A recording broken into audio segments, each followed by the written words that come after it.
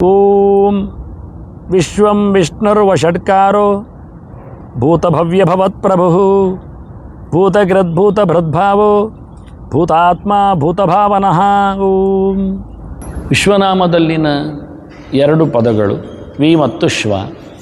ವಿಕಾರವು ವೈವಿಧ್ಯವನ್ನು, ವಿವಿಧತೆಯನ್ನು, ಪ್ರಭೇದಗಳನ್ನು ಹೇಳುತ್ತದೆ.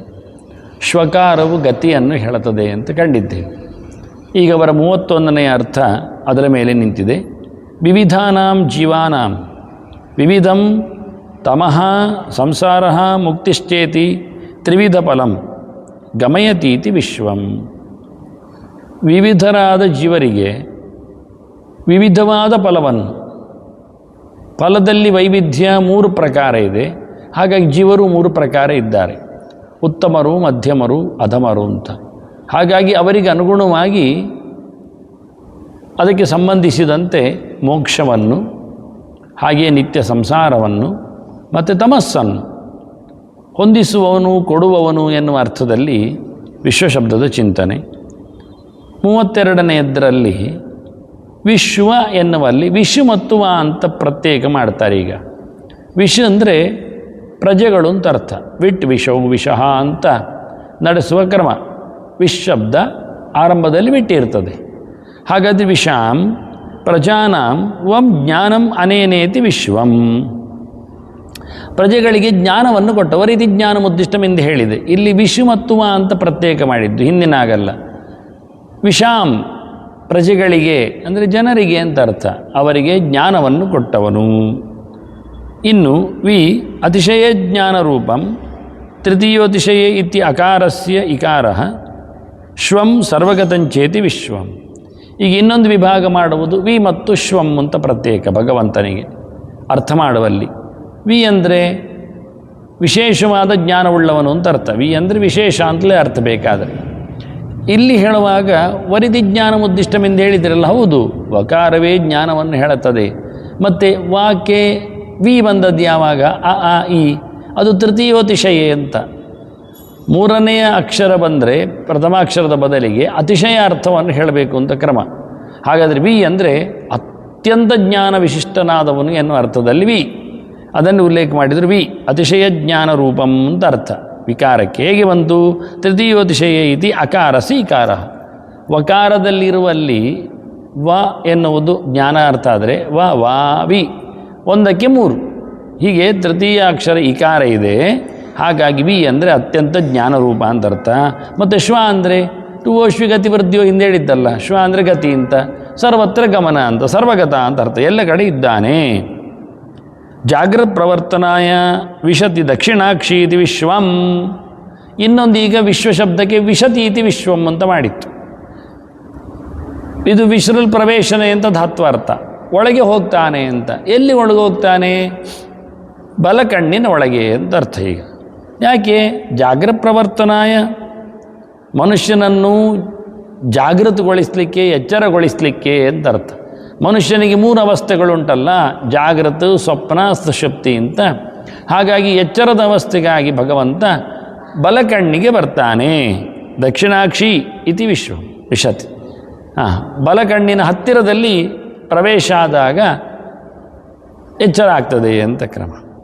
ಅದರಂತೆ ದಕ್ಷಿಣಾಕ್ಷಿ ವಿಶನ್ ವಾಯಯತಿ ಜ್ಞಾಪಯತಿ ಬಾಹ್ಯಾರ್ಥಾನಿತಿ ವಿಶ್ವಂ. ಈಗ ವಿಶು ಮತ್ತು ವಂ ಅಂತ 2 ಮಾಡುವ. ವಿಶು ಅಂದರೆ ವಿಶತಿಗೆ, ಎಲ್ಲಿಗೆ? ದಕ್ಷಿಣಾಕ್ಷಿಗೆ, ಬಲಕಣ್ಣಿಗೆ ಪ್ರವೇಶ ಮಾಡ್ತಾನೆ. ಮಾಡಿದ ನಂತರ ವಾಯಯತಿ, ವಂ ಉಂಟಲ್ಲಲ್ಲಿ ವಾಯಯತಿ ಅಂತ ಹೇಳಿಕೊಂಡು ಬಾಹ್ಯಾರ್ಥಾನ್ ಜ್ಞಾಪಯತಿ. ವಿಗತವು ಅಂತ ಧಾತು 2ನೇದಕ್ಕೆ. ವಾಯಯತಿ ಅಂದರೆ ಅವನು ತಿಳಿಸುತ್ತಾನೆ. ಏನನ್ನು ತಿಳಿಸುತ್ತಾನೆ? ಬಲಬದಿಗೆ, ಬಲಕಣ್ಣಿನೆಡೆಗೆ ದೇವರು ಬಂದಾಗ ಎಚ್ಚರ ಆಗುವುದರಿಂದ ಹೊರಗಿನ ವಸ್ತುಗಳು ಕಾಣಲಿಕ್ಕೆ ಶುರುವಾಗ್ತವೆ. ಅಷ್ಟರವರೆಗೆ ಹೊರಗಿನ ವಸ್ತುಗಳು ಕಾಣ್ತಾ ಇರಲಿಲ್ಲ ಕಣ್ಣಿನಲ್ಲಿ. ಈಗ ಬಾಹ್ಯ ಪದಾರ್ಥಗಳು, ಬಾಹ್ಯಾರ್ಥ ಅಂದರೆ ಅರ್ಥ ಅಂದರೆ ಪದಾರ್ಥ, ಬಾಹ್ಯ ಪದಾರ್ಥಗಳನ್ನು ಅವನು ಗಮನಿಸುತ್ತಾನೆ. ಸ್ವಪ್ನ ಪ್ರವರ್ತನಾಯ ಮನಸ್ಸಿ ಅಂತರ್ವಿಶತೀತಿ ವಿಶ್ವಂ. ಈಗ 2ನೇ ಅವಸ್ಥೆಯ ಬಗ್ಗೆ ಹೇಳುವ.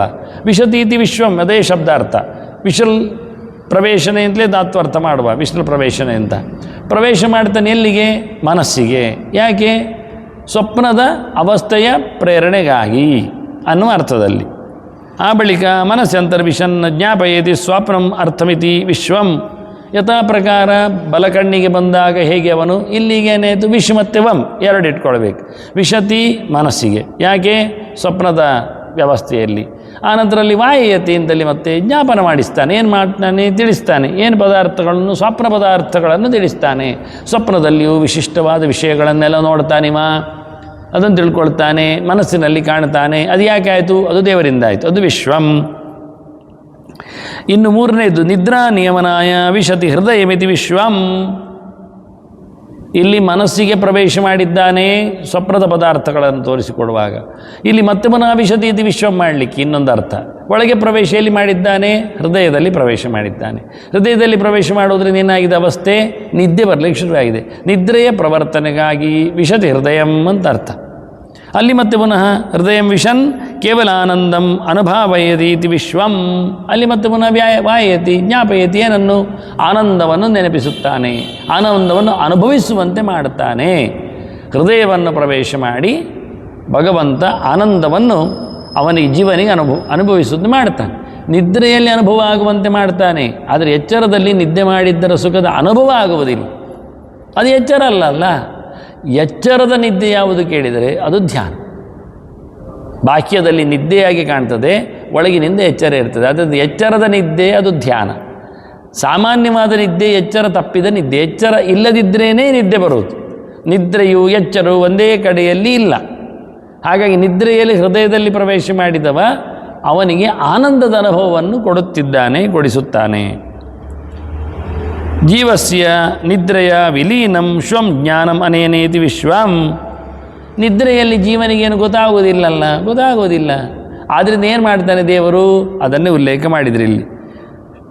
ಭಗವಂತ ಒಳಗೆ ಪ್ರವೇಶ ಮಾಡಿದವ. ವಿ ಅಂದರೆ ವಿಲೀನ ಅಂತ ಅರ್ಥ. ವಿಶ್ವಮೇನಲ್ಲಿ ವಿಲೀನಂ ಶ್ವಂ. ಶ್ವಂ ಅಂದರೆ ಶ್ವಗತವು ಧಾತು ಅರ್ಥ ಇತ್ತು, ಜ್ಞಾನ. ವಿಲೀನಂ ಜ್ಞಾನಂ ಏನ? ಯಾರಿಂದಾಗಿ ಜೀವನಿಗೆ ನಿದ್ದೆಯಲ್ಲಿ ಜ್ಞಾನವು ಗೊತ್ತಿಲ್ಲಾಗಿ ಹೋಗಿದೆಯೋ, ವಿಲೀನ ಆಗಿದೆಯೋ, ನಷ್ಟವಾಗಿದೆಯೋ ಅವನು ವಿಶ್ವ. ಜೀವರಿಗೆ ನಿದ್ರೆಯ ಸ್ಥಿತಿಯಲ್ಲಿ ಜ್ಞಾನ ನಷ್ಟವಾಗುವಂತೆ ಮಾಡುವವನಾದ್ದರಿಂದ ಭಗವಂತನನ್ನು ವಿಶ್ವ ಅಂತ ಕರೀತಾರೆ. ವಿಶತಿ ಜೀವಸ್ವರೂಪಂ ಬಿಂಬತಯೇತಿ ವಿಶ್ವಂ. ಇನ್ನು ಒಳಗೆ ಪ್ರವೇಶ ಮಾಡಿದರೆ ಮತ್ತ ಸ್ಮೃತಿ ಜ್ಞಾನಮಪೋಹನಂಚ ಅಂತ ಹೇಳಿಕೊಂಡು ಕೃಷ್ಣ ಹೇಳಿದ ಹಾಗೆ ಸ್ವಪ್ನದಲ್ಲಿ ನಿದ್ದೆಯಲ್ಲಿ ಎಲ್ಲ ಭಗವಂತನ ಎಚ್ಚರ ತಪ್ಪುವ ಹಾಗೆ ಮಾಡ್ತಾನೆ, ಲೋಕದ ಎಚ್ಚರ ಇಲ್ಲದಂತೆ ಮಾಡ್ತಾನೆ. ಜಾಗ್ರತ್ ಕಾಲದಲ್ಲಿ ಭಗವಂತನ ಎಚ್ಚರ ಆಗುವಂತೆ ಮಾಡ್ತಾನೆ, ಲೋಕದ ಎಚ್ಚರ ಆಗುವಂತೆ ಮಾಡ್ತಾನೆ ಇಲ್ಲಿ ಹೇಳಿದ ಹಾಗೆ ವಿಶೇಷವಾಗಿ ಭಗವಂತ ಜೀವನಲ್ಲಿ ಪ್ರವೇಶ ಮಾಡಿದ್ದಾನೆ. ವಿಶತಿ ಇತಿ ವಿಶ್ವಂ. ಎಲ್ಲಿ? ಜೀವನಲ್ಲಿ. ಯಾಕೆ? ಬಿಂಬನಾಗಿ. ಭಗವಂತ ಬಿಂಬನಾಗಿ ಎಲ್ಲ ಜೀವರಲ್ಲಿ ಪ್ರವೇಶ ಮಾಡಿ ಇದ್ದಾನೆ. ವಿಶಿಷ್ಟಂ ಶಂ ಸುಖಂ ವಂ ಜ್ಞಾನಂಚ ಅಸ್ಯೇತಿ ವಿಶ್ವಂ. ಇನ್ನೀಗ ವಿ ಮತ್ತು ಶ ಮತ್ತು ವ ಮೂರು ಅಕ್ಷರದ ಚಿಂತನೆ. ಶಂ ಅಂದರೆ ಸುಖಂ, ವಂ ಅಂದರೆ ಜ್ಞಾನಂ, ವಿ ಅಂದರೆ ವಿಶಿಷ್ಟ. ದೇವರಿಗೆ ವಿಶಿಷ್ಟವಾದ ಜ್ಞಾನ ಸುಖ ಇದೆ. ಮನುಷ್ಯನಾಗೆ ಅಲ್ಲ, ಸ್ವರೂಪಭೂತವಾದದ್ದು, ಸಹಜವಾದದ್ದು, ಇನ್ಬಿಲ್ಡ್. ಹೆಚ್ಚಾಗುವಂಥದ್ದು ಕಮ್ಮಿ ಆಗುವಂಥದ್ದೆಲ್ಲ, ಯಾರಿಲ್ಲಲಿಯೂ ಇಲ್ಲದೇ ಇರತಕ್ಕಂತಹ ಆನಂದವು ಮತ್ತು ಜ್ಞಾನವು ಮತ್ತು ಆನಂದವು ಮತ್ತು ಜ್ಞಾನ, ಇದು ಎರಡು ಭಗವಂತನಲ್ಲಿ ಉಂಟು ಹೇಳಲಿಕ್ಕೋಸ್ಕರ ವಿಶ್ವ ಶಬ್ದವನ್ನು ಪ್ರಯೋಗ ಮಾಡಿದ್ದಾರೆ. ಅತಯವ ವಿಲಕ್ಷಣಂ ಶಂಚ ವಂಚಾಸ್ಯೇತಿ ವಿಶ್ವಂ. ಆದ್ದರಿಂದ ವಿಶಿಷ್ಟವಾದ ಜ್ಞಾನ ಆದ್ದರಿಂದ, ವಿಶಿಷ್ಟವಾದ ಆನಂದ ಆದ್ದರಿಂದ ಅದು ವಿಲಕ್ಷಣವೂ ಆಗಿದೆ. ವಿಲಕ್ಷಣ ಅಂದರೆ ಭಿನ್ನವೂ ಆಗಿದೆ, ಯಾರ ಹಾಗೂ ಅಲ್ಲ. ಎಲ್ಲಕ್ಕಿಂತ ಅಂದರೆ ನಾವು ಒಂದು ಲಕ್ಷಣ ಮಾಡಿದರೆ, ಒಂದು ವಿಷಯ ಹೇಳಿದರೆ ಅದು ಇನ್ನೊಂದು ಕಡೆಯಲ್ಲಿ ಕಾಣ್ತದೆ. ಇದು ಯಾರಲ್ಲಿ ಕಾಣುವುದೇ ಇಲ್ಲ, ವಿಗತ ಲಕ್ಷಣ. ವಿಲಕ್ಷಣ ಅಂದರೆ ಯಾರಲ್ಲಿಯೂ ಇದರ ಕುರುಹೇ ಇಲ್ಲ. ಲಕ್ಷಣ ಅಂದರೆ ಕುರುಹು, ಚಿಹ್ನೆ. ಎಲ್ಲಿಯೂ ಅಂಥ ನಮೂನೆ ಚಿಹ್ನೆಯೇ ಇಲ್ಲಿ ಇರತಕ್ಕಂತಹ ವ್ಯಕ್ತಿತ್ವ ಅದು ಭಗವಂತನದ್ದು. ಎಲ್ಲರಿಗಿಂತ ಭಿನ್ನವಾದದ್ದು, ಪ್ರತ್ಯೇಕವಾದದ್ದು, ಎಕ್ಸ್ಕ್ಲೂಸಿವ್ ಅಂತ ಶಬ್ದ ಹಾಕ್ತಾರೆ ಅದಕ್ಕೆ. ಅಂಥ ವ್ಯವಸ್ಥೆ ಅದು ಭಗವಂತನದ್ದು, ಆನಂದದಲ್ಲಿಯೂ ಸುಖದಲ್ಲಿ. ವಿಶಿಷ್ಟತ್ವಾದ್ವಿ ಜ್ಞಾನಾನಂದ ರೂಪತ್ವಾದ್ ಶ್ವಂ ಚೇತಿ ವಿಶ್ವಂ. ಈಗ ಶ್ವಂ ಶಬ್ದವನ್ನು ಒಟ್ಟು ಮಾಡಿದರೆ ಸುಖ ಮತ್ತು ಜ್ಞಾನ ಅದು ಭಗವಂತನ ರೂಪ ಆಗಿದೆ. ಭಗವಂತ ಸುಖರೂಪನೂ ಆನಂದ ರೂಪನೂ ಆಗಿದ್ದಾನೆ. ಸಚ್ಚಿದಾನಂದವನಂತಂ ಬ್ರಹ್ಮ ಅಂತೆಲ್ಲ ಹೇಳುವಲ್ಲಿ ಅಂಥ ವಿಶಿಷ್ಟವಾದಂತಹ, ವಿಶಿಷ್ಟ ಅಂದರೆ ಅತ್ಯಂತ ಪ್ರತ್ಯೇಕವಾಗಿರತಕ್ಕ ವಿಶಿಷ್ಟತ್ವಾದ್ವಿ ಜ್ಞಾನಾನಂದ ರೂಪತ್ವಾದ್ ಶ್ವಂ. ಹೀಗೆ ವಿಶ್ಚ ಶ್ವಂಚ ವಿಶ್ವಂ ಅಂತ ಭಗವಿಶ್ಚಾಸೌ ಶ್ವಂಚ ಅಂತೇಳಿ ವ್ಯವಸ್ಥೆ ಭಗವಂತ ವಿಚ ಮತ್ತು ಶ್ವಂಚ ಅಂತ ಎರಡೂ ಆಗಿದ್ದಾನೆ. ಇಲ್ಲಿ ಭಗವಂತನನ್ನು ವಿಶೇಷವಾಗಿ ಕರೆಯುವಂಥ ಒಂದು ಕೋಶವನ್ನು ಕೊಡ್ತಾರೆ. ಅಕಯ ಪ್ರವಿಸಂಭೂಮಸಕಃ ವಿಷ್ಣುವಾಚಕಃ ಇತ್ಯಭಿದದತಿ ಅಂತ. ಭಗವಂತನಿಗೆ ಕೆಲವು ಅಕ್ಷರಗಳಲ್ಲಿ ಅರ್ಥ ಇದೆ. ಅಹ ಇತಿ ಬ್ರಹ್ಮ ಅಂತ ಹೇಳಿದ ಹಾಗೆ, ಕಂ ಬ್ರಹ್ಮ ಖಂ ಬ್ರಹ್ಮ ಅಂತ ಹೇಳಿದ ಹಾಗೆ, ಅಕಯ ಪ್ರವಿ ಸಂಭೂಮ ಸಖಃ ಇಷ್ಟು ಅಕ್ಷರಗಳು ಪ್ರತ್ಯೇಕವಾಗಿ, ಇದು ಒಟ್ಟು ಸೇರಿದಾಗ ಪದಗಳಾಗುವುದಲ್ಲ. ಆ ಬೇರೆ, ಕಾ ಬೇರೆ, ಯಾ ಬೇರೆ, ಅಕಯ, ಹಾಗೆ ಪ್ರಾ ಬೇರೆ, ವಿ ಬೇರೆ, ಸಂ ಬೇರೆ, ಭೂ ಬೇರೆ, ಮಾ ಬೇರೆ. ಭೂಮಾ ಒಟ್ಟು ಶಬ್ದ ಅಲ್ಲ, ಭೂ ಶಬ್ದ ಉಂಟು, ಮಾ ಶಬ್ದ ಉಂಟು. ಈ ಎಲ್ಲ ಅಕ್ಷರಗಳು ಪ್ರತ್ಯೇಕವಾಗಿ ಭಗವಂತನನ್ನು ಹೇಳುತ್ತವೆ. ಈ ವಿಷಯದಲ್ಲಿ ಬಂದಾಗ ಭಗವಂತನಿಗೋಸ್ಕರ ನಾವು ಅಕಯ ಪ್ರ ವಿ, ವಿ ಅಂದರೆ ದೇವರು ಅಂತ ಅರ್ಥ. ವಿಷ್ಣು, ವಿಶ್ವ ಎನ್ನುವುದೇ ಆಯಿತು. ವಿ ಅಂದರೆ ವಿಶ್ವ ಅಂತಲೇ ಅರ್ಥ. ವಿಹಿ ಪಕ್ಷಿ ಪರಮಾತ್ಮನೋ ಇತಿಚ. ವೈಜಯಂತಿ ಕೋಶದಲ್ಲಿ ವಿಪಕ್ಷಿ ಪರಮಾತ್ಮನೋ ಅಂದಿದ್ದಾರೆ. ವಿ ಅಂದರೆ ಪಕ್ಷಿ ಅಂತ ಒಂದರ್ಥ, ಗರುಡ ಹಿಂದೆ ಬಂದಿದೆ, ನಾವು ವಿನಾಶ್ವಯತೆ ಎನ್ನುವಲ್ಲಿ ನೋಡಿದ್ದೇವೆ. ಇನ್ನೊಂದು ವಿ ಅಂದರೆ ವಿಷ್ಣು. ವಿಷ್ಣು ಎನ್ನುವುದಕ್ಕೂ ಕೋಶದಲ್ಲಿ ಅಕಯ ಪ್ರವಿಸಂಭೂಮ ಸಕಃ ವಿಷ್ಣುವಾಚಕ ಎನ್ನುವುದು ಏಕಾಕ್ಷರ ಕೋಶವನ್ನು ಅಭಿಧಾನವಾಗಿ ಮಧ್ವಾಚಾರ್ಯರು ಭಾಷ್ಯದಲ್ಲಿ ಕೊಟ್ಟದ್ದು. ಮಧ್ವಾಚಾರ್ಯರು ಭಾಷ್ಯದಲ್ಲಿ ಕೊಟ್ಟದ್ದು ಚಾಲ್ತಿಯಲ್ಲಿ ಇಲ್ಲ ಹೇಳಿದರೆ ವಿಪಕ್ಷಿ ಪರಮಾತ್ಮನು ಎನ್ನುವುದು ಚಾಲ್ತಿಯಲ್ಲಿ ವಿಕಾರವು ವಿಷ್ಣುವನ್ನು ಹೇಳ್ತದೆ ಎನ್ನುವುದನ್ನು, ವಿಕಾರವು ವಿಶ್ವನನ್ನು ಹೇಳ್ತದೆ ಎನ್ನುವುದರಲ್ಲಿಯೂ ನಮಗೆ ಪರಮಾತ್ಮವಾಚಕವಾಗಿದೆ ಎನ್ನುವುದರಲ್ಲಿ ಇವತ್ತು ಕೋಶ ಲಭ್ಯ ಇದೆ. ವೈಜಯಂತಿ ಕೋಶದಲ್ಲಿ ಇದೆ, ನಾವು ಹುಡುಕ್ಬೋದು. ಸರ್ವೇಶತ್ವಾತ್ ಸರ್ವಗತ್ವಾತ್ ಸರ್ವಸ್ಯ ಪ್ರಭವಾಪ್ಯಾತ್ ಸರ್ವಸ್ಯ ಸರ್ವದಾ ಜ್ಞಾನಾತ್ ಸರ್ವಮೇನಂ ಪ್ರಚಕ್ಷತೆ ಇತಿ ಸ್ಮರಣಾತ್ ವಿಶ್ವೇಶತ್ವಾದ್ ವಿಶ್ವಂ. ಇಲ್ಲಿ ಒಂದು ಪ್ರಮಾಣ ಶ್ಲೋಕವನ್ನು ಉಲ್ಲೇಖ ಮಾಡಿ ಭಗವಂತನನ್ನು ಈ ಗೀತೆಯಲ್ಲಿ ಹೇಳಿದ್ದನ್ನು ಮತ್ತೆ ನೆನಪಿಸ್ತಾರೆ ಅವರು. ಅಲ್ಲಿ ನಾನು ಮತ್ತೆ ಬರ್ತೇನೆ. ಹಾಗಾಗಿ ಭಗವಂತನು ಸರ್ವನಿದ್ದಾನೆ, ವಿಶ್ವನಿದ್ದಾನೆ, ಎಲ್ಲವೂ ಇದ್ದಾನೆ. ಯಾಕೆ ಕೇಳಿದರೆ ಸರ್ವೇಶತ್ವಾತ್, ಇಲ್ಲಿ ತುಂಬ ಹೇತುಗಳಿವೆ, ಕಾರಣಗಳಿವೆ. ಎಲ್ಲಕ್ಕೂ ಒಡೆಯನಾದ್ರಿಂದ ದೇವರನ್ನು ಎಲ್ಲ ಹೇಳಿದ್ದಾರೆ. ಸರ್ವಗತ್ವಾತ್, ಎಲ್ಲ ಕಡೆ ಇರುವುದರಿಂದ ದೇವರನ್ನು ಎಲ್ಲ ಹೇಳಿದ್ದಾರೆ. ಸರ್ವಸ್ಯ ಪ್ರಭವ ಅಪ್ಯಯಾತ್, ಎಲ್ಲದರ ಸೃಷ್ಟಿಯು ಅವನ ಕೈಯಲ್ಲಿ ಇರುವುದರಿಂದ ಅವನು ಎಲ್ಲವೂ ಆಗಿದ್ದಾನೆ. ಎಲ್ಲದರ ನಾಶವೂ ಅವನ ಕೈಯಲ್ಲಿ ಇರುವುದರಿಂದ ಅವನು ಎಲ್ಲವೂ ಆಗಿದ್ದಾನೆ. ಸರ್ವಸ್ಯ ಸರ್ವದಾ ಜ್ಞಾನಾತ್, ಎಲ್ಲವನ್ನು ಅವನು ತಿಳ್ಕೊಳ್ಳುವುದರಿಂದ, ಯಾವಾಗಲೂ ಅದರ ಜ್ಞಾನ ಇರುವುದರಿಂದ, ಎಲ್ಲದರ ಜ್ಞಾನ ಇರುವುದರಿಂದ ಅವನು ಸರ್ವದಾ ಜ್ಞಾನಾತ್, ಅವನು ಸರ್ವ ಆಗಿದ್ದಾನೆ. ಈ ಪ್ರಕಾರ ಸರ್ವೇಶತ್ವ ಸರ್ವಗತ್ವ ಸರ್ವಸ್ಯ ಪ್ರಭವಾತ್ ಸರ್ವಸ್ಯ ಅಪ್ಯಯಾತ್ ಸರ್ವಸ್ಯ ಜ್ಞಾನಾತ್ ಸರ್ವದಾ ಜ್ಞಾನಾತ್, ಹೀಗೆ 6-7 ಅರ್ಥಗಳಲ್ಲಿ ಭಗವಂತನನ್ನು ಸರ್ವ ಅಂತ ಹೇಳ್ತಾರೆ. ಇದನ್ನಿಟ್ಟುಕೊಂಡು ಮೊದಲ ಅರ್ಥದಲ್ಲಿ ಅದನ್ನು ಲೆಕ್ಕ ಕೊಟ್ಟರು. ವಿಶ್ವೇಶತ್ವಾದಂತ ಸರ್ವೇಶತ್ವಾತ್ ಎನ್ನುವುದನ್ನು ಹೇಳಿ ವಿಶ್ವಂ ಅಂತೇಳಿ 45ನೇ ಅರ್ಥ. 46ನೇ ಅರ್ಥ ವಿಶ್ವಸ್ಮಿನ್ ವ್ಯಾಪ್ತತ್ವಾತ್ ಸರ್ವಗತ್ವಾತ್ ಎನ್ನುವುದು. ವಿಶ್ವದಲ್ಲಿ ವ್ಯಾಪ್ತವು ಅಂತ ಧಾತು ಇರುವುದರಲ್ಲಿ 2 ಪ್ರಕಾರ ಉಂಟು. ಎಲ್ಲೆಡೆ ತುಂಬಿದ್ದಾನೆ ಅಂತ. ಸರ್ವಗತ್ವ ಎನ್ನುವುದು ಅದನ್ನೇ ಉಲ್ಲೇಖ ಮಾಡಿದ್ದು. ಮುಂದಿನ ಅರ್ಥ ವಿಶ್ವ ಪ್ರಭವತ್ವಾದ್ ವಿಶ್ವಂ, ಮುಂದಿನದು ಸರ್ವಸ್ಯ ಪ್ರಭವಾಪ್ಯಯೋ ಒಂದುಂಟು. ಹಾಗಾಗಿ ಪ್ರಭವ ಶಬ್ದವು ಸೃಷ್ಟಿಯನ್ನು ಹೇಳುವುದರಿಂದ, ಎಲ್ಲದರ ಸೃಷ್ಟಿಯನ್ನು ಮಾಡುವುದರಿಂದಲೂ ಭಗವಂತನು ವಿಶ್ವ ಆಗಿದ್ದಾನೆ. ಮತ್ತು ವಿಶ್ವಾಪ್ಯಯ ಹೇತುತ್ವಾದ್ ವಿಶ್ವಂ, ಇನ್ನು ಅಪ್ಪೇಯ ಇದೆ. ಅಪ್ಪೇಯ ಅಂದರೆ ನಾಶ ಅಂತ ಅರ್ಥ, ಕೊನೆ ಅಂತ ಅರ್ಥ. ಎಲ್ಲವನ್ನು ಕೊನೆ ಮಾಡುವುದರಿಂದಲೂ ಭಗವಂತನ ನಾವು ವಿಶ್ವ ಅಂತ ಹೇಳುತ್ತೇವೆ. ವಿಶ್ವಜ್ಞತ್ವಾತ್ ವಿಶ್ವಂ, ಇನ್ನೊಂದು ಅರ್ಥ ಇರುವುದು ಎಲ್ಲದರ ಜ್ಞಾನ ಅಂತ. ಎಲ್ಲದರ ಜ್ಞಾನ ಭಗವಂತನಿಗೆ ಉಂಟಾದ್ರಿಂದ ಭಗವಂತನನ್ನು ವಿಶ್ವ ಅಂತ ಹೇಳುತ್ತೇವೆ. ಇದನ್ನು ಅಲ್ಲಿನ ಶ್ಲೋಕದ ವಿವರಣೆಯನ್ನು ಕೊಡ್ತಾ ಲೆಕ್ಕವನ್ನು ಹೆಚ್ಚು ಮಾಡಿದರು, ತೋರಿಸಿಕೊಟ್ರು. ವಿಶ್ವಾಂತರ್ಯಾಮಿತ್ವಾಚ್ಯ ವಿಶ್ವಂ, ಇನ್ನೊಂದು ಅರ್ಥ ವಿಶೇಷ ಕೊಡ್ತಾರೆ. ಎಲ್ಲದರೊಳಗೆ ಪ್ರವೇಶ ಮಾಡಿದ್ರಿಂದ, ಎಲ್ಲೆಡೆ ಇದ್ದಾನೆ ಹೇಳುವಾಗ ಹೊರಗಿನಿಂದ ಅರ್ಥ ಆಯಿತು. ಒಳಗಿನಿಂದಲೂ ಇದ್ದಾನೆ ಹೇಳುವುದು ಅಂತರ್ಯಾಮಿಯಾಗಿ. ಅದರಿಂದ ಸರ್ವಾಂತರ್ಯಾಮಿ ಆದ್ದರಿಂದ ಭಗವಂತನನ್ನು, ವಿಶ್ವಾಂತರ್ಯಾಮಿ ಆದ್ದರಿಂದ ಭಗವಂತನನ್ನು ವಿಶ್ವ ಅಂತಾರೆ.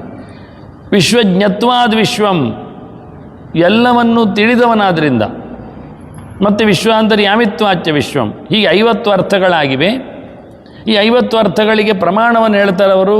ಸರ್ವಂ ಹ್ಯೇತತ್ ಬ್ರಹ್ಮ ಇತ್ಯುಕ್ತ ಸ್ವಯಮೇವೋಪನಿಷತ್ ಕೃಪಯಾ ಸ್ವವಚನಂ ಯಾಚಕ್ಯವು ಏಷ ಸರ್ವಜ್ಞ ಏಷ ಸರ್ವೇಶ್ವರ ಏಷಂತರ್ಯಾಮಿ ಏಷ ಯೋನಿ ಸರ್ವಸ್ಯ ಪ್ರಭವಾಪ್ಯ ಹಿ ಭೂತಾನಾಂ ಇತಿ.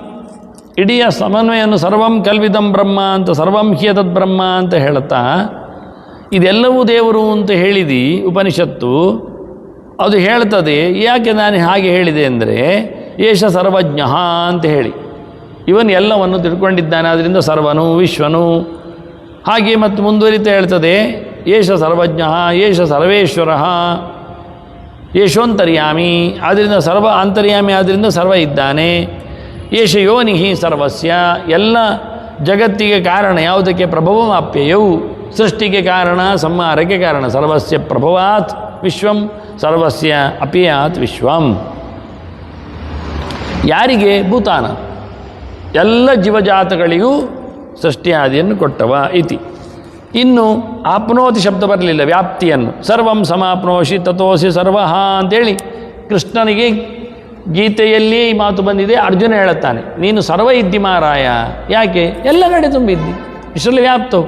ಸರ್ವ ವ್ಯಾಪ್ತಿ ಇರೋದ್ರಿಂದ ನೀನು ಸರ್ವ. ಆದ್ದರಿಂದ ವಿಶ್ವಂ ಸಮಾಪ್ನೋಷಿ ವಿಶ್ವಂ ಎನ್ನುವ ಅರ್ಥವನ್ನು ಚಿಂತನೆ ಮಾಡಲಿಕ್ಕೆ ಉಂಟು. ವೀನಾಂ ಜ್ಞಾನಿನಾಂ ವಿಶಿಷ್ಟಂ ಜ್ಞಾನಂ ಸುಖಂ ಚನೇನೇದಿ ವಿಶ್ವಂ. ಇದು ಹಿಂದಿನ ಬಾರಿ ನಾನು ವಿವರಣೆಯಲ್ಲಿ 51 ಕೊಟ್ಟಿದ್ದೇನೆ. ವಿವಿಧಂ ಶ್ವಂ ಚರಂ ಜಗತ್ ಅಸ್ಯ ಲೀಲಾ ಸೃಷ್ಟಿ ರೀತಿ ವಿಶ್ವಂ. ಈಗ ಸೃಷ್ಟಿಯ ಬಗ್ಗೆ ಚಿಂತನೆಯನ್ನು ಕೊಟ್ಟಿದೆ. ಅದನ್ನು ಬಿಡಿಸಿ ಚಿಂತನೆ ಮಾಡುವಾಗ ವಿ ಅಂದರೆ ವಿವಿಧ ಅಂತ ಅರ್ಥ. ಶ್ವಂ ಅಂದರೆ ಗತ್ಯರ್ಥ. ಗತ್ಯರ್ಥದಲ್ಲಿ ಚರ ಅಂದರೆ ಸಂಚರಣಶೀಲವಾದಂಥ ಜಗತ್ತು ಅಂತ ಅರ್ಥ. ಹಾಗಾದರೆ ಏನಾಯಿತು? ವಿ ಅಂದರೆ ವಿವಿಧ ಅಂತ ಅರ್ಥ. ವಿವಿಧ ಪ್ರಕಾರದ ಸಂಚರಶೀಲವಾದ ಜಗತ್ತನ್ನು ಇವ ಸೃಷ್ಟಿ ಮಾಡಿದ್ದರಿಂದ ವಿವಿಧಂ, ವಿಶೇಷವಾಗಿ ವೈವಿಧ್ಯವುಳ್ಳಂತಹ ಈ ಚರವಾದಂತಹ ಪ್ರಪಂಚವನ್ನು, ಶ್ವಂ ಅಂದರೆ ಚರವಾದ ಪ್ರಪಂಚವನ್ನು, ಜಗತ್ತನ್ನು ಸೃಷ್ಟಿ ಮಾಡುವುದರಿಂದ ಭಗವಂತ ವಿಶ್ವ ಲೀಲಾ ಸೃಷ್ಟಿ ರೀತಿ ವಿಶ್ವಂ. ಹಾಗೆ ಇದನ್ನು ಸಂಹಾರ ಮಾಡುವುದರಿಂದ ವಿಗತ ಶ್ವಂ.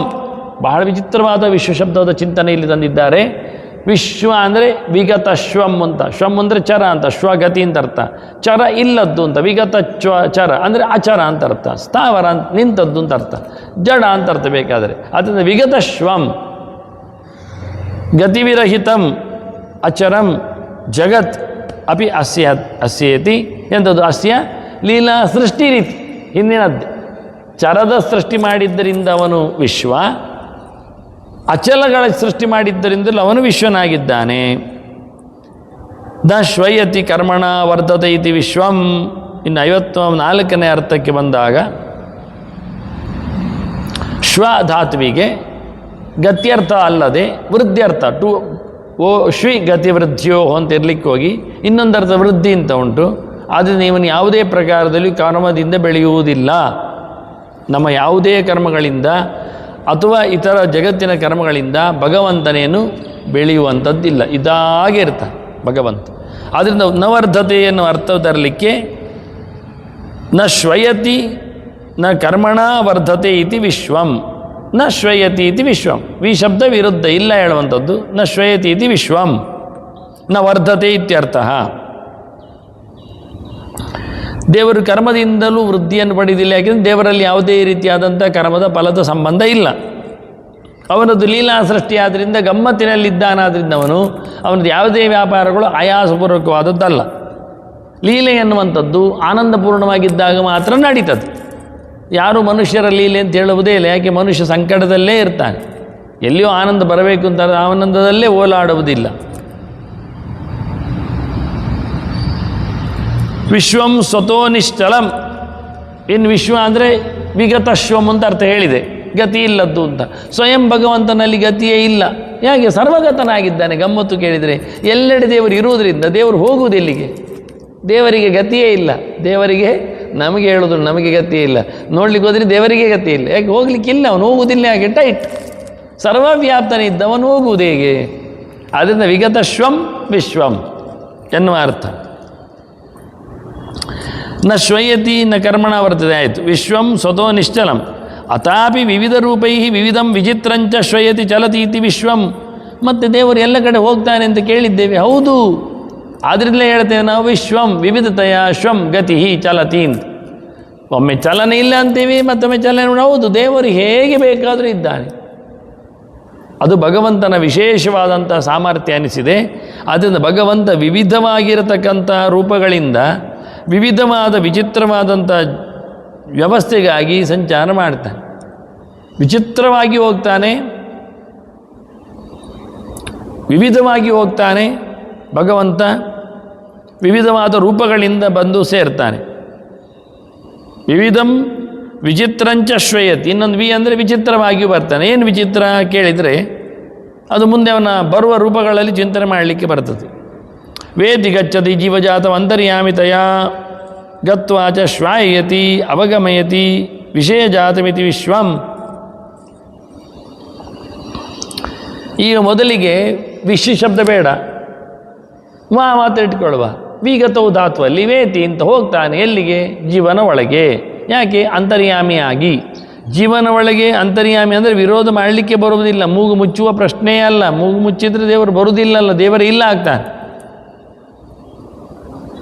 ಹಾಗಾಗಿ ಭಗವಂತ ಒಳಗಿದ್ದುಕೊಂಡು, ಜೀವನ ಒಳಗಿದ್ದುಕೊಂಡು ವೇತಿ ಗಚ್ಚತಿ ಜೀವಜಾತಂ ಅಂತರ್ಯಾಮಿತೆಯ ಗತ್ವಾಚ ಶ್ವಾಯತಿ. ಅಲ್ಲಿ ಮತ್ತೆ ವಿ ಅಂದರೆ ಒಳಗೆ ಪ್ರವೇಶ ಮಾಡಿದ್ದಾನೆ, ಮತ್ತು ಶ್ವ ಅಂದರೆ ಅವಗಮಯತಿ ವಿಷಯಜಾತಂ. ನೋಡಿ, ವಿಶ್ವ ಶಬ್ದದಲ್ಲಿ ವಿಷಿ ಶಬ್ದವನ್ನು ಮತ್ತೊಂದು ಶಕಾರದಲ್ಲಿ, ಷಣ್ಮುಖ ಶಕಾರದಲ್ಲಿ ಪ್ರಯೋಗಿಸ್ತಾ ವಿಶಲವ್ಯಾಪ್ತ ಎನ್ನುವುದರಲ್ಲಿ ಷಣ್ಮುಖ ಶಾವೆ ನಡೆಯುವಾಗ ಮತ್ತು ವಿಶ್ವಂ ಆಗುವುದು. ಹಾಗಾಗಿ ಅದೇ ಇಟ್ಟುಕೊಂಡು ಸಹ ಭಗವಂತ ವಿಷಯ ಜಾತಂ, ಎಲ್ಲ ಕಡೆಯಲ್ಲಿಯೂ ಭಗವಂತನನ್ನು ಪ್ರವೇಶವನ್ನು ವೇತಿ ಗಚ್ಚತಿ ಜೀವಜಾತಂ ಅಂತರ್ಯಾಮಿತೆಯ ಗತ್ವಾಚ ಶ್ವಾಯತಿ ಅವೈಗಮ್ಯತಿ ವಿಷಯ ಜಾತಂ. ಶಬ್ದಾದಿ ವಿಷಯಗಳನ್ನು, ಹೊರಗಿನಿಂದ ವಿಷಯಗಳನ್ನು ಗುರುತಿಸುವಂತೆ, ಗಮನಿಸುವಂತೆ ಜೀವರಿಗೆ ಮಾಡ್ತಾನೆ. ಆದ್ದರಿಂದ ಅಂತರ್ಯಾಮಿಯಾಗಿ ದೇವರು ಮಾಡುವುದೇನು ಕೇಳಿದರೆ ಜೀವರಿಗೆ ಬೇಕಾದ ಎಚ್ಚರವನ್ನು ಕೊಡುವುದು, ವಿಷಯಗಳ ಸುಖಗಳನ್ನು ಅನುಭವಿಸುವಂತೆ ಮಾಡುವ ವ್ಯವಸ್ಥೆ ಅದು ಭಗವಂತನಲ್ಲಿ ಉಂಟು ಅನ್ನುವುದಕ್ಕೆ ವಿಶ್ವ ಶಬ್ದದ ಅರ್ಥ ಅಂತ ಮಾಡಿತು. ಬಹಳ ವಿಶಿಷ್ಟವಾದಂಥ ಅರ್ಥವನ್ನು ತಂದಿದ್ದಾರೆ. ವೇತಿ ವರ್ಧಯತಿ ಚೇತಿ ವಿಶ್ವಂ. ಇನ್ನೊಂದು ಅರ್ಥ, ವೇತಿ ಎನ್ನುವುದಕ್ಕೆ, ವಿ ಎನ್ನುವುದಕ್ಕೇನೆ ವರ್ಧನ ಅರ್ಥವನ್ನು ಕೊಟ್ಟು. ಅದು ಎಲ್ಲಿಂದ ಬಂತು ನಿಮಗೆ ಕೇಳಿದರೆ, ವಿ ಗತಿ ಪ್ರಜನ ಕಾಂತಿ ಅಸನ ಕಾದನೇಶು ಇತಿ ಧಾತುಪಾಠ. ವಿ ಗತವು ಅಂತ ನಾನು ಮಾತ್ರ ಹೇಳ್ತಿದ್ದೆ. ವಿ ಗತಿ ಉಂಟು, ಗತಿಯ ಜೊತೆಯಲ್ಲಿ ಪ್ರಜನ ಇದೆ, ಮತ್ತು ಕಾಂತಿ ಇದೆ, ಮತ್ತು ಅಸನ ಮತ್ತು ಕಾದನ. ಇಷ್ಟು ಅರ್ಥಗಳಲ್ಲಿ ವಿ ಧಾತುವನ್ನು ಪ್ರಯೋಗ ಮಾಡ್ತಾರೆ. ವಿ ಗತಿ ಪ್ರಜನ ಕಾಂತಿ ಅಸನ ಕಾದನೇಶು ಅಂತ. ಅದರ ಅರ್ಥವನ್ನು ಮಾಡಿದರೆ ಆದೌ ಗರ್ಭಂ ವಿಶತಿ ಜೀವಮಾದಾಯೇತಿ ವಿಶ್ವಂ. ಜೀವನನ್ನು ಕರ್ಕೊಂಡು ಗರ್ಭದಲ್ಲಿ ಪ್ರವೇಶ ಮಾಡುವುದರಿಂದ ವಿಶ್ವಂ. ಗತ್ಯರ್ಥವನ್ನು ವಿಶತಿ ಅಂತ ಗತ್ಯರ್ಥವನ್ನು ಹೇಳಿದ, ವಿಗೆ ಗತ್ಯರ್ಥವನ್ನು ಹೇಳಿದರೆ ದೇಹದ ಒಳಗೆ, ಅಂದರೆ ದೇಹ ಮಾತ್ರ ಅಲ್ಲ, ಜೀವನನ್ನು ಪ್ರವೇಶ ಮಾಡಿಸುತ್ತಾನೆ ಗರ್ಭದಲ್ಲಿ. ವಿಷ್ಟಃ ಸನ್ ಆದೌ ವೇತಿ ಜನಯತಿ ಅಂತೆ ಶ್ವಯತಿ ದೇಹಾತ್ ಗಚ್ಚತಿ ಜೀವಮಾದಾಯೇತಿ ವಿಶ್ವ. ಈಗೇನಾಯಿತು? ಒಳಗೆ ಪ್ರವೇಶ ಮಾಡಿದ್ದಾನೆ. ಪ್ರವೇಶ ಮಾಡಿದವ ಮತ್ತೆ ಪುನಃ ವೇತಿ, ಜನನ ಅರ್ಥ ಉಂಟು. ವಿ ಗತಿ ಪ್ರಜನ ಅಂತ. ಮೊದಲು ವಾ ಎನ್ನುವುದಕ್ಕೆ ಒಳಗೆ ಪ್ರವೇಶ, ಮತ್ತೊಮ್ಮೆ ಶಾ ಎನ್ನುವುದಕ್ಕೆ ವಿಶೇಷವಾಗಿ, ಅಥವಾ ವ್ಯಕಾರಕ್ಕೆ ವೀತಿ ಎನ್ನುವುದಕ್ಕೆ ವಕಾರಕ್ಕೆ ಮೊದಲಿಗೆ ಹುಟ್ಟಿಸುತ್ತಾನೆ ಅಂತ ಜನಯತಿ. ಕೊನೆಗೆ ಅಂತೆ ಶ್ವಯತ್, ಅಭಿಷ್ಟಗಳನ್ನು ಕೊಡ್ತಾನೆ. ಮೊದಲು ಜೀವರೊಟ್ಟಿಗೆ ಬರ್ತಾನೆ, ಕೊನೆಗೆ ಸಂಹಾರವನ್ನು ನಡೆಸಿಕೊಡ್ತಾನೆ. ಅಂತೆ ಶ್ವಯತಿ ದೇಹಾತ್ ಗಚ್ಚತಿ ಜೀವಂ ಆದಾಯ. ಉತ್ಕ್ರಾಮಂತಂ ಸಿತಂ ವಾಪಿ ಹೇಳಿದಾಗೆ ದೇಹವನ್ನು ಬಿಟ್ಟಾಗ ಸೂಕ್ಷ್ಮದೊಟ್ಟಿಗೆ ಭಗವಂತನೂ ಸಹ ತೆರಳುತ್ತಾನೆ. ವೇತಿ ಜನಯತಿ ವಿಶ್ವಮಿತಿ ವಿಶ್ವಂ ಲೋಪಸ್ಸಮಾನ. ವಿಶ್ವಂ ಅಂದರೆ ಜಗತ್ತು, ಅದನ್ನು ವೇತಿ. ವೇತಿ ಅಂದರೆ ಸೃಷ್ಟಿ ಮಾಡ್ತಾನೆ. ಜನಯತಿಯಿಂದ ವಿ ಗತವು ಇದ್ದಾಗಿ ವಿ ಪ್ರಜನೆ ಅಂತ ಅರ್ಥ ಉಂಟು.